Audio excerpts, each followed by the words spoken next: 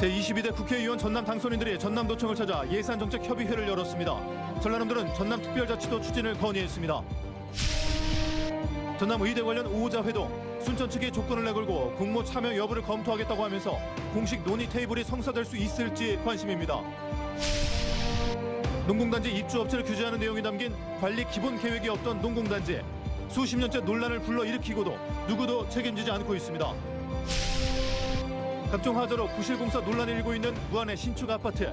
입주 예정자들은 화재는 물론 외부인 무단 주거 침입 우려까지 제기하고 있습니다. 여러분 안녕하십니까? 목포 MBC 뉴스데스크입니다. 전라남도가 22대 국회의원 전남 당선인들과 첫 예산정책협의회를 가졌습니다. 전라남도는 지방소멸 위기 극복을 위해 전남 특별자치도 설치가 필요하다며 특별법 제정에 당선인들의 협조를 부탁했습니다. 김양훈 기자입니다. 전남은 올해 3월 말 기준 인구 180만 명이 붕괴됐습니다. 전국 최다 인구 감소 지역, 고령화율 26.5%로 전국 1위. 전남은 지방 소멸이 현실화되고 있습니다. 전라남도가 전남 지역 국회의원 당선인들과의 첫 예산정책 협의회를 열고 전남 특별자치도 특별법 제정을 건의했습니다. 새로운 성장 동력을 만들어내기 위해 전남 맞춤형 권한 특례와 규제 완화의 설계를 담은 특별자치도 설치가 필요하다는 겁니다. 에너지, 관광, 농업, 첨단 산업, 이 실질적인 어느 정도 자치권이 보장될 수 있는 전남 특별자치도를 설치를 해서 미래 성장 동력을 확보해야 된다, 이렇게 생각하면서 전라남도는 또 전남권 국립의대 설립과 무안국제공항 활성화, 광양 순천 미래첨단 소재 국가산업단지 지정 등도 건의했습니다. 2025년 국비 확보 사업으로는 국립김산업진흥원 및 물류단지 조성 등 25개 사업과 22개 시군의 지역구 현안 31건에 대해서도 당선인의 적극적인 관심과 협력을 요청했습니다. 국회의원 당선인들은 지방소멸 위기 극복을 위한 전남특별자치도 특별법 제정 등 전남도가 건의한 정책 과제를 적극적으로 이해하고 실현하기 위한 방안을 찾도록 노력하겠다고 밝혔습니다. 소멸지수가 가장 높은 지역이라고 하는 전남의 위기 상황은 참으로 우리 모두가 함께 풀어내야 될 가장 시급하고 절박한 과제가 아닌가 생각합니다. 또 호남 정치를 복원하라는 것이 이번 선거에서 도민의 준엄한 명령일 만큼 호남 정치력 확대에도 노력하겠다고 약속했습니다. 한편 이번 예산정책협의회에서는 동서부권 갈등을 빚고 있는 전남권 국립의대 신설과 공모 등 민감한 문제에 대해서는 구체적인 언급은 없었습니다. MBC 뉴스 김양훈입니다. 전라남도가 추진하고 있는 전남의대 관련 5자 회동에 불투명한 상황입니다. 김현우 전남지사가 전남의대 관련 논의를 하자며 목포시장과 순천시장, 목포대 총장, 순천대 총장에게 오는 12일 회동을 제의했는데 어제 순천시장과 순천대 총장이 조건부 공모 참여 여부 검토 등을 언급하면서 사실상 이번 5자 회동 불참 의사를 내비친 것 아니냐는 분석이 나오고 있습니다. 전라남도는 순천시장과 순천대 총장에게 이번 회동에 참여할 것을 지속적으로 설득하겠다고 밝혔지만 전남의대 공모를 위한 공식 논의 테이블이 마련되지 못할 가능성이 커졌습니다. 농공단지의 관리 기본 계획 연속 보도 이어갑니다. 농공단지 입주 업체를 규제하는 내용이 담긴 관리 기본 계획이 없다 보니 이를 두고 수십 년째 잡음이 일고 있는 지자체도 있는데요. 뒤늦게 예산을 투입해 관리 기본 계획을 만들었다고는 하는데 진통은 계속되고 있습니다. 박종호 기자입니다. 무안군 청계 농공단지가 조성된 건 지난 1992년. 현재까지 농수산물 가공업체 등 54개 업체가 운영되고 있습니다. 입주업종 등을 규정하는 관리 계획이 세워진 건 조성 31년째인 지난해에서야였습니다. 이 때문에 수십 년 동안 대기환경 유발업체 입주가 불가능한데도 입주돼 있다는 주장의 민원이 계속돼 왔습니다. 무안군이 뒤늦게 관리계획을 세웠다지만 진통은 계속되고 있습니다. 용역을 거쳐 관리계획을 수립하는 과정에서도 무안군과 용역업체 사이의 유착 의혹뿐 아니라 용역 성격의 적절성 논란까지 제기된 겁니다. 이해충돌 방지법을 또는 형법, 직권남용이나 허위 공문서 작성, 결과에 따른 행정 절차법을 어겨가면서 용역을 의뢰해서 고시까지 생산했다는 것은 정말 잘못된 행정으로 생각합니다. 무안군은 관리 계획을 뒤늦게 수립한 부분은 인정하면서도 모든 공장의 입주에는 문제가 없다고 밝히고 있습니다. 이차의 시간을 세워서 바로 잡아야 된다. 그래서 2021년도에 이제 관리 계획을 이제 야후 4호 약방망으로 막고 세운 거죠. 용역 불법 계약 의혹 등에 대한 민원이 잇따라 제기되면서 전라남도가 무안군을 대상으로 감사를 벌이기도 했지만 결과는 흐지부지. 관리 기본 계획을 세우지 않는 등 규정을 지키지 않은 문제는 지적되지 않았고 용역 의혹도 적법했다고 판단한 것으로 알려졌습니다. 결국 공무원이 지침을 지키지 않아 수십 년 동안 논란을 불러일으켰지만 누구도 이에 대한 책임은 묻지 않게 됐습니다. MBC 뉴스 박종호입니다. 입주를 한 달 앞둔 무안의 신축 아파트에 각종 하자가 무더기로 발견되면서 부실 공사 논란이 일고 있다는 소식 전해드렸었는데요. 입주 예정자들은 부실 공사로 인한 하자뿐만 아니라 외부인의 무단 주거 침입 우려와 화재 위험까지 걱정하고 있습니다. 안준호 기자입니다. 입주를 앞두고 드러난 각종 하자로 부실 공사 논란이 일고 있는 무안의 한 신축 아파트. MBC 보도 이후 온라인 커뮤니티에서도 화제를 일으키며 수많은 누리꾼들의 공분을 샀습니다. 입주 예정자들은 부실 공사 문제뿐만 아니라 무단 주거 침입 위험까지 걱정하고 있습니다. 유리창 하나 없이 120cm 높이의 낮은 펜스만 설치돼 있을 뿐 외부와 트여 있는 구조로 각 세대마다 설치된 실외기실 때문입니다. 외부와 트여 있는 실외기실은 1층부터 3층까지 저층 세대의 경우 외부인의 침입이 언제라도 가능해 보입니다. 더 큰 문제는 따로 있습니다. 실외기실로 들어온 외부인이 안방 베란다까지 손쉽게 진입할 수 있다는 것.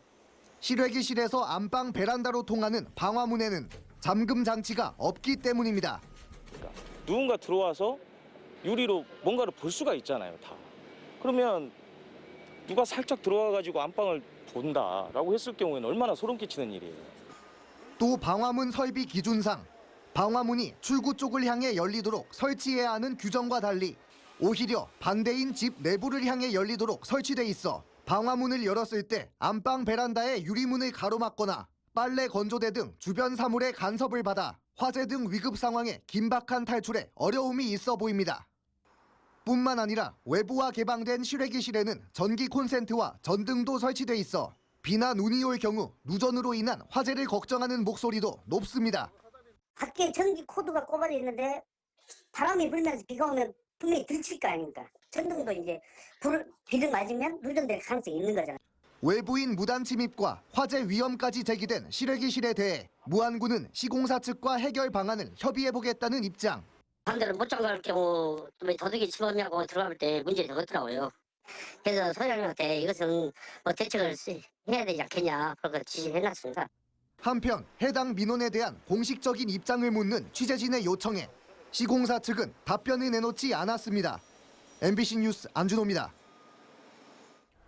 오늘 고등학교 3학년을 대상으로 전국 연합 학력 평가가 실시됐습니다.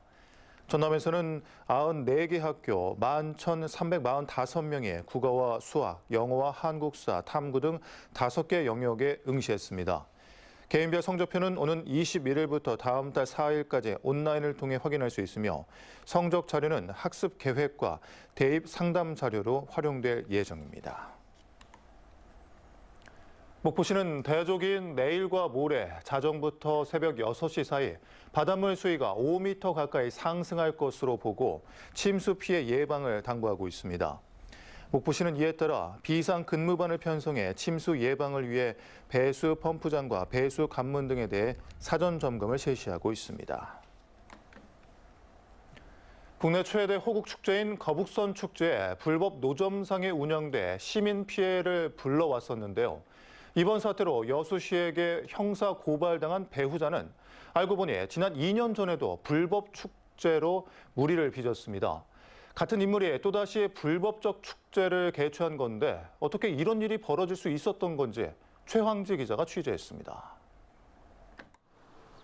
여수시는 올해 거북선 축제 운영을 사단법인 여수 거북선 축제 보존회에게 맡겼습니다.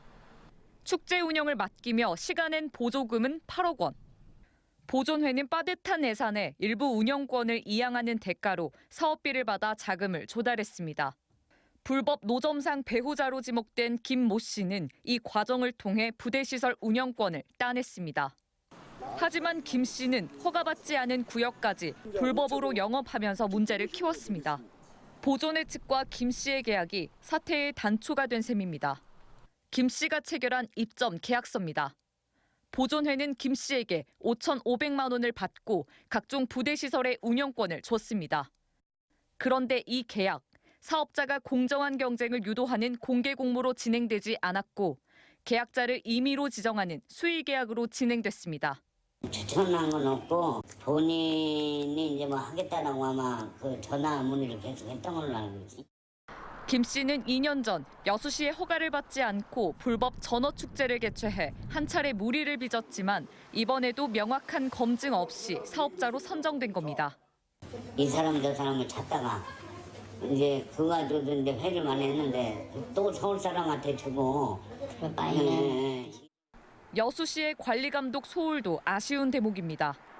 시는 보존회 측의 수의 계약 여부를 전혀 알지 못했다며 책임을 피하고 있습니다.